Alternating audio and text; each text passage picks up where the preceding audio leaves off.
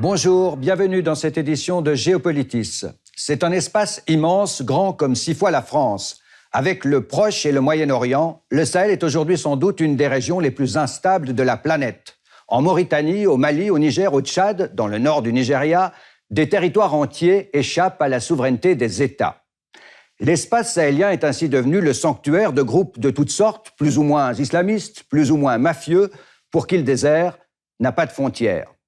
Carrefour de 1000 trafics, armes, drogues, cigarettes, trafic d'êtres humains trimballés vers le nord et les rives de la Méditerranée.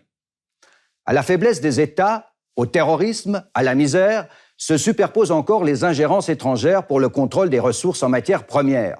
Le Sahel est aujourd'hui une bombe à retardement qui menace l'ensemble du Maghreb et une bonne partie de l'Afrique, et il faudra sans doute des réponses autres que militaires pour éviter l'explosion. Sahel. En arabe, cela signifie rivage. Une bande de terre semi-aride qui traverse l'Afrique, de l'Atlantique à la mer Rouge. C'est la zone de transition entre les sables du Sahara au nord et l'Afrique plus verte au sud. Un territoire immense qui s'étend sur 3 millions de kilomètres carrés, à cheval sur la Mauritanie, le Mali, le Niger, le Tchad, le Soudan, et dans une moindre mesure, le nord du Nigeria, le Burkina Faso, l'extrême sud de l'Algérie et le Sénégal. 100 millions d'êtres humains vivent ou survivent dans la bande sahélienne. Et on y trouve les taux de fécondité les plus élevés du globe. En tête de liste, le Niger, avec 7,5 enfants par femme, potentiellement une bombe démographique. La pauvreté y fait des ravages. Les pays du Sahel sont parmi les plus pauvres du monde. Les populations, soumises aux aléas climatiques, sombrent facilement dans la misère. Géographiquement bien défini, l'espace du Sahel est plus difficile à délimiter sur le plan géopolitique, car ce territoire se situe au carrefour de nombreuses crises qui se déversent par-delà les frontières des États, incapables d'administrer les vastes étendues de leur territoire. Les frontières, tracées à la règle par les puissances coloniales, sont poreuses au trafic en tout genre. Un contexte idéal pour les nombreux groupes non étatiques qui ont investi la région. Ils menacent au nord la stabilité du Maghreb et celle d'une bonne partie de l'Afrique, au sud de la zone sahélo-saharienne. Bonjour Mahmoud Mohamedou. Bonjour. Bienvenue sur le plateau de Géopolitis. Vous êtes professeur à l'Institut des hautes études internationales et du développement de Genève, directeur adjoint du Centre de politique et de sécurité de Genève. Ces frontières tracées à la règle, on vient de le voir, la ressemblance est frappante avec les frontières du Moyen-Orient. Oui, c'est le même problème, c'est l'héritage colonial. Alors, bien entendu, on a la performance post-coloniale d'États qui sont dans la dépossession, dans l'autoritarisme, dans la mauvaise gestion. Tout ceci est connu. Mais on ne doit pas oublier et sauter rapidement l'épisode colonial qui, effectivement, commence par faire un dessin arbitraire. Et les conséquences qui vont émerger quelques décennies plus tard, ou même très rapidement, dès les années 60, ce sont des problèmes entre les communautés, entre les différentes orientations, mais aussi entre ce qui va émerger comme étant une logique de communauté. Et 10 ans, 20 ans plus tard, lorsqu'on voit ces foyers de tension devenir des sites d'insécurité, on se doit de revenir vers la question fondamentale qui est la question coloniale. Est-ce que vous diriez que ces États du Sahel, beaucoup ont connu des coups d'État militaires, des rébellions, Touareg au sud du Sahara, rébellions aussi au nord du Tchad, est-ce que vous diriez que ces États ont manqué le virage de la décolonisation ? Alors, effectivement, on entend cette phrase régulièrement. Elle est vraie, elle est juste. Ils l'ont manqué en ce sens que 40 ans plus tard, nous n'avons pas encore un certain nombre d'États viables qui performent et qui agissent en ce sens. Mais à nouveau, on se doit de savoir quel a été disons, le crime initial ou la faute initiale qui a été un départ dont les dés étaient pipés dès le départ. Vous avez une situation dans laquelle la performance de ces États est mise sur un biais qui est déjà clientéliste, qui est déjà dans une capacité capacité qui est carente, et donc nous avons effectivement inévitablement quelque chose qui est presque programmé. Et puis avec des États aussi qui, aux confins de leur territoire, sont incapables d'assumer leur pouvoir régalien. Tout à fait, et ça je pense que c'est le point fondamental, c'est-à-dire que ultimement lorsqu'on parle de construction d'État moderne, d'État viable simplement, il faut être en mesure d'avoir un certain nombre de points qui sont assurés. Le point essentiel, c'est ce qu'on appelle la projection de la force étatique, c'est-à-dire le contrôle physiquement de ces frontières. Là, ce n'est pas le cas. On a un territoire énorme, on vient de le voir, dont les confins sont une bande, sont des limes, comme on dirait. Et donc, pour des États qui ne sont pas en mesure de jouer ce rôle, voilà que se rajoute une difficulté de plus par rapport à la projection de la capitale, entre la capitale et la frontière, mettre des points de relais face à des groupes armés, par exemple, qui manifestent constamment plus de présence, de projection, de transnationalisme dans un espace comme le Sahel. Là, ça devient un réel défi. Et puis, il y a eu l'effondrement du régime libyen, du régime Kadhafi, et le chaos de la Libye s'est en quelque sorte déversé sur cette zone sahélienne. Tout à fait. Le terme, c'est vraiment ça. Il y a eu un déversement insécuritaire. On ne dira jamais assez l'importance du fait de la crise libyenne, le vortex sécuritaire, l'intervention, plus la crise, plus le rôle des milices, c'est du jour au lendemain retrouvé dans une région qui est littéralement voisine, qui avait déjà des soupapes et des contacts, puisque nous avons eu un certain nombre de groupes Touareg qui avaient déjà émigré dans la Libye de Kadhafi pendant un certain nombre d'années, comme base arrière pour se redéployer. Voilà que maintenant tout ceci s'enchevêtre dans une logique de vortex, littéralement, et le Sahel accélère son insécurité dans cette période, entre les 5 premières années dès 2010, par exemple. Et puis, en 2012, il y a 4 ans, les groupes djihadistes s'emparent du nord du Mali, de la perle du désert, Tombouctou. On regarde ça en images, et puis on se retrouve juste après.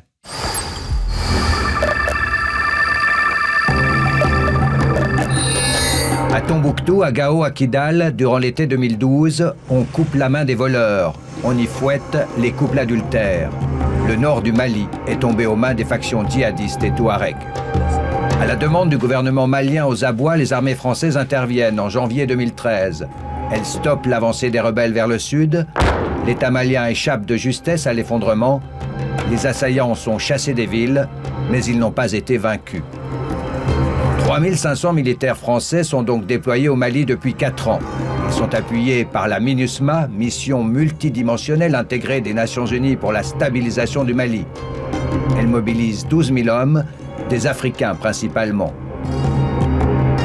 17 casques bleus ont perdu la vie au Sahel depuis le début de l'année 2016, ce qui fait de cette mission des Nations Unies une des plus meurtrières. Les Américains, eux aussi, sont là, ils ont dépêché des instructeurs et participent au contrôle des frontières à l'aide de drones.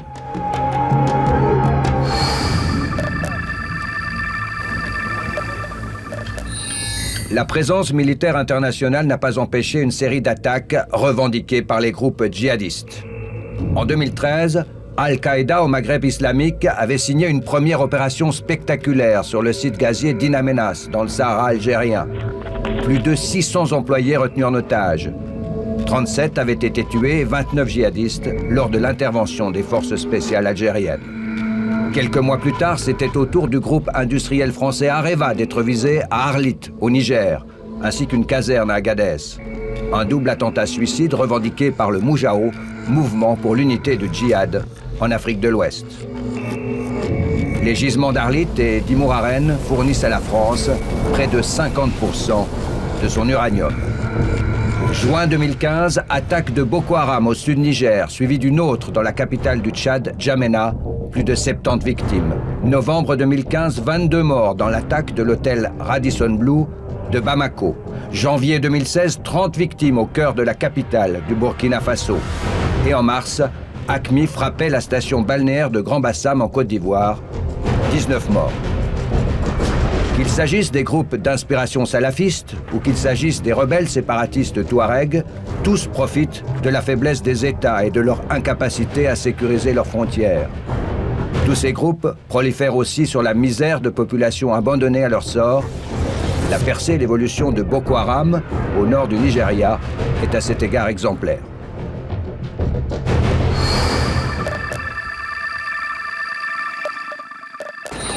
Pour comprendre comment la secte est devenue un des groupes terroristes les plus meurtriers au monde, il faut se rendre dans le nord-est du Nigeria, dans la capitale de l'État du Borno, à Maïdougouri, le berceau de Boko Haram.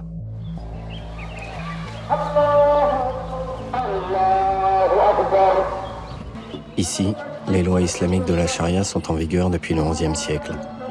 Mais leur champ d'application n'a cessé de diminuer ou de s'étendre au gré des aléas de l'histoire. Avec le retour de la démocratie en 1999, la population espère la fin de la corruption généralisée des élites et une meilleure répartition des richesses. Pour moraliser la vie politique, la majorité musulmane du nord du pays souhaite voir la charia appliquée plus strictement. Boko Haram va s'appuyer sur cette revendication populaire pour émerger et s'accroître. Cette thèse selon laquelle l'islamisme radical naîtrait sur le terreau de la misère, de la marginalisation politique, vous la partagez ? Non, c'est un raccourci qui est très présent. À l'évidence, nous avons ce facteur dans une grande collection de facteurs de la radicalisation, mais la violence politique est un phénomène éminemment politique. Il se nourrit de l'injustice, il se nourrit de la dépossession qui est économique, et donc elle lui donne effectivement, on peut utiliser le terme terreau, inévitablement ça le fait, mais on ne peut pas rester simplement sur ce biais comme on l'a trop souvent fait. Il y a des dimensions beaucoup plus larges qui ont à voir avec la dépossession qui se joue socialement, qui se joue politiquement. Et notre grille de lecture qui labellise tous ces mouvements du Sahel islamistes, djihadistes, elle est correcte ? Alors, c'est un autre raccourci. Ils le sont. Ce sont des mouvements islamistes, indéniablement. C'est leur idéologie, c'est une idéologie radicale qui instrumentalise le fait religieux, on le sait, mais le problème de rester cantonné, arc-bouté sur cette lecture, et simplement cette lecture, c'est qu'on aboutit effectivement à une vision réductionniste. On ne verrait qu'un discours religieux qui est un discours pseudo-religieux, on doit insister, qui est une théâtralisation de la religion, là où en réalité les motivations sont souvent pécuniaires, politiques, sociétales, gangstéro-religieuses, on a envie de dire. Tout ceci se mélange là-dedans. Pourquoi simplement donner préférence à ce biais, alors qu'en réalité, les premières victimes sont souvent des musulmans eux-mêmes dans ce cas-là? Il y a des connexions opérationnelles entre tous ces mouvements du Sahel, Moujao, Ansardine, AQMI, Boko Haram? Tout à fait. Alors là, on est dans une espèce d'explosion de ces mouvements ces 10-15 dernières années, avec une accélération depuis 2010. Nous avons des groupes qui se forment dans des logiques locales, régionales, on dira. AQMI, au départ un groupe algérien qui se déverse. Ansardine, le Moujao, Al-Muwaqi'un Bid-Dam, c'est-à-dire les signataires par le sang. Tous ces groupes qui sont là. Mais de plus en plus, ils ont une vision planétarisée. Et ils font le lien avec qui ? Eh bien, avec les grands groupes, l'État islamique, au départ Al-Qaïda, bien entendu, et puis son successeur, l'État islamique au Levant, qui les inspire de par la puissance de ce qu'ils organisent, de par leur force de frappe, et une matrice d'organisation qui est beaucoup plus professionnelle, qui les attire fondamentalement. La France mobilise depuis 4 ans 3500 hommes dans le Sahel, les Nations Unies près de 12 000. Est-ce que vous considérez cette intervention internationale comme légitime ? Alors, légitime, elle l'est en ce sens que les Maliens l'ont demandé. Au point constitutionnel, la question est réglée. Mais légitime, plus en avant, et surtout efficace. Est-ce qu'elle est utile, alors ? Alors, l'utilité, non. Je crois que les interventions militaires qu'on a trop souvent connues ont été problématiques. Et on se doit de regarder la chose droit dans les yeux aujourd'hui et voir où nous en sommes. Cette intervention n'a pas vraiment réglé les choses. L'insécurité persiste. Un hôtel à Bamako pris en otage avec 20 tués, 22 morts, 170... Des attaques dans le désert quasi quotidiennes, régulières, en tout cas. La MINUSMA. Donc l'insécurité est là. Les groupes ont proliféré. 2 nouveaux groupes se sont rajoutés. Le développement étatique, la transition malienne et avance qu'à un, beaucoup plus avec des difficultés. Mais fondamentalement, est-ce que la réponse militaire résout des problèmes sociaux, des problèmes politiques, des problèmes de construction de l'État, comme on disait? Je dirais non. On a vu cet échec de l'interventionnisme ailleurs. Alors, on est bref, mais quelle solution si la solution n'est pas militaire dans le Sahel ? La construction de l'État. On ne le dit pas assez, ça semble simple, mais c'est vraiment la chose fondamentale. C'est-à-dire la capacitation des institutions étatiques qui est attendue dans cette grande région depuis les années 60, c'est-à-dire la représentativité, la démocratie si on peut dire, faire vite, mais surtout fondamentalement des institutions étatiques viables qui auraient la capacité de répondre, voire de manière sécuritaire. Sinon, nous avons des États qui sont sous perfusion ad aeternam et eux-mêmes sont les perdants. Donc c'est au niveau de ces populations et de ces États que se trouve l'équation, à mon sens. Merci. C'était un plaisir de vous recevoir. À bientôt. Merci bien. Pour préparer cette émission, nous avons lu bien sûr La guerre au Mali, comprendre la crise au Sahel et au Sahara, paru en 2013 aux éditions La Découverte, avec un chapitre de notre invité Mahmoud Oud Mohamedou.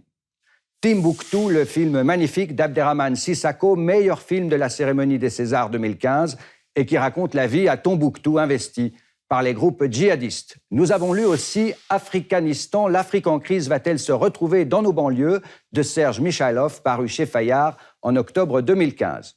Enfin, je vous invite à revoir sur le site de Géopolitis Agonie du Sahel. C'est un reportage de temps présent au moment de la terrible famine de 1984. Un grand merci à toutes les équipes techniques et rédactionnelles qui ont réalisé cette émission. La semaine prochaine, nous aurons le plaisir de recevoir Hubert Védrine dans Géopolitis. L'ancien ministre des Affaires étrangères nous livrera sa vision pour sauver l'Europe, une Europe qui va mal, incapable de répondre à la colère des peuples. Géopolitis, même jour, même heure, sur RTS et TV5 Monde. Très belle semaine à vous tous. À bientôt.